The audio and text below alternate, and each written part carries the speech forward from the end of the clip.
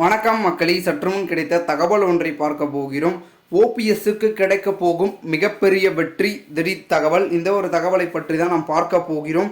தகவலை பார்ப்பதற்கு முன்னதாக நீங்கள் நம்மளுடைய சேனலுக்கு புதிய பார்வையாளர்களாக இருந்தீர்கள் என்றால் மறக்காமல் நம்மளுடைய சேனலை சப்ஸ்கிரைப் செய்து வைத்துக் கொள்ளுங்கள் மக்களே. தற்சமயம் வரைக்கும் இருக்கக்கூடிய நம்மளுடைய முக்கியத்துவமாக இருக்கக்கூடிய பன்னீர்செல்வம் அவர்களுக்கு வெற்றி கிடைக்கப் போகிறதா அப்படின்னு கேட்டிங்கன்னா, ஆமாங்க.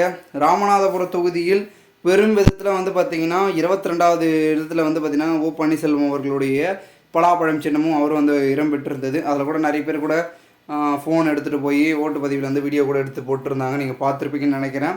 அந்த ஒரு சூழ்நிலையில் தற்சமயம் வரைக்கும் பெரும் விதத்தில் ராமநாதபுரம் தொகுதியை கைப்பற்றக்கூடிய கட்சி எது, யார் கைப்பற்ற போகிறார்? ஓபிஎஸ்ஸா, இல்லை அதிமுகவின் வேட்பாளரா, இல்லை திமுகவின் வேட்பாளரா அப்படின்ற ஒரு போட்டா போட்டியும் நான் தமிழர் கட்சியின் வேட்பாளரா அப்படின்றதும் வந்து பார்த்திங்கன்னா பார்க்கப்படுகிறது.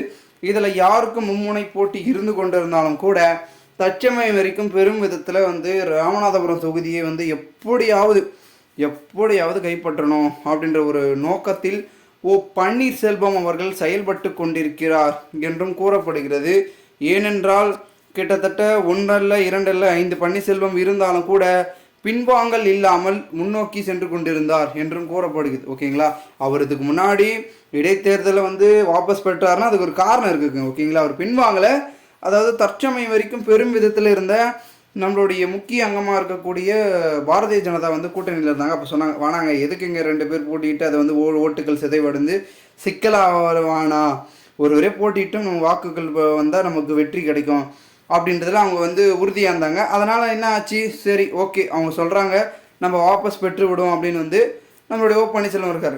டெல்லி மேலிடத்தின் பேச்சு கேட்கக்கூடிய அவர்களுக்கு ஓபிஎஸ் அவர்கள் இருக்கிறார். ஏன்னா அவங்களுக்கும் நிறைய டீலிங் இருக்குது, நிறைய விதமான விஷயங்கள் இருக்குதுங்க. ஓகேங்களா, ஓபிஎஸும் நம்மளுடைய மோடிஜி அமித்ஷா அவர்கள் இடையெல்லாம் அதனால் நல்ல ஒரு உறவு இருக்கிறதுனால அவங்க சொல்கிறத வந்து கேட்டிருந்தார். ஸோ அப்படியே அங்கேருந்து நீங்கப்பட்டாலும் இவங்க கூட இணைந்து தற்பொழுது இப்போ ஒரு கட்சியில் வந்து பார்த்திங்கன்னா உரிமை மீட்பு குழு கூட்டம்னு ஒன்று ஆரம்பித்து அதில் வந்து பார்த்திங்கன்னா சுயேட்சை சின்னத்தில் வந்து போட்டிட்டு பாஜகவுடன் கூட்டணி அமைத்து தற்பொழுது ராமநாதபுரம் தொகுதியை வந்து சந்தித்தார். அதாவது தேர்தலில் களம் காணினார். அந்த ஒரு தேர்தல் முடிவுகள் ஜூன் 4ஆம் தேதி எல்லா போட்டிகளும் வந்து பார்த்திங்கன்னா ஒன்று சேர்த்து வச்சுருப்பாங்க. அதில் ஓபிஎஸ்க்கு எத்தனை வாக்குகள் விழுந்திருக்கு அப்படின்ற எதிர்பார்ப்பு ஒரு பக்கம் எழுப்பப்பட்டிருந்தாலும் எடப்பாடிக்கு அதே லெவலில் வந்திருக்க வாய்ப்பு இருக்குது. ஓகேங்களா, ராமநாதபுரம் தொகுதியில் அதிமுகவுக்கும் ஒரு பெரும்பான்மை இருக்குது. ஓகே, என்னதான் வந்து இபிஎஸ் இருந்தாலும் அதிமுக இரட்டை இலை சின்னத்தை பார்த்து ஓட்டு போடக்கூடியவர்கள் மிகவும் மூத்த வந்து பார்த்திங்கன்னா இருக்கவர்கள் இருக்கார்கள். ஓகேங்களா, அதாவது 60-70 வயது ஆனவர்களுக்கெல்லாம் இரட்டை இலை தான் ஒரு சின்னம் அப்படின்னு வந்து அவங்க ஆழ்மனதில் பதிந்தது. ஓகேங்களா, அதனால் கண்டிப்பாக வந்து அவங்க வந்து போடுவதற்கு வாய்ப்புகள் இருக்குது.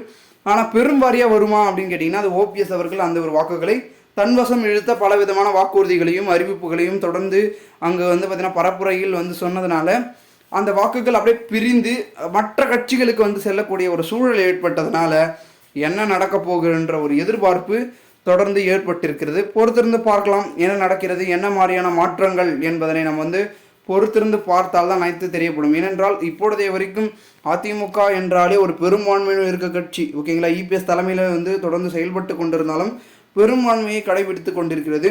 பார்க்கலாம் என்ன நடக்கிறது என்பதை. மேலும் இது போன்று நீங்கள் அரசியல் சார்ந்த நிகழ்வுகளாம் தினசரி தெரிந்து கொள்ள நம்மளுடைய சேனலை சப்ஸ்கிரைப் செய்து வைத்துக் கொள்ளுங்கள் மக்களே. நாம் அடுத்தடுத்த வீடியோவில் சந்திக்கலாம். அதுவரை உங்களிடமிருந்து விடைபெறுகிறேன். நன்றி, வணக்கம் மக்களே. சேனல் பக்கத்துடன் தொடர்ந்து இணைந்திருங்கள். அரசியல் சார்ந்த காணொளிகள் வந்து கொண்டே இருக்கும் என்பதனை தெரிவிக்கிறேன்.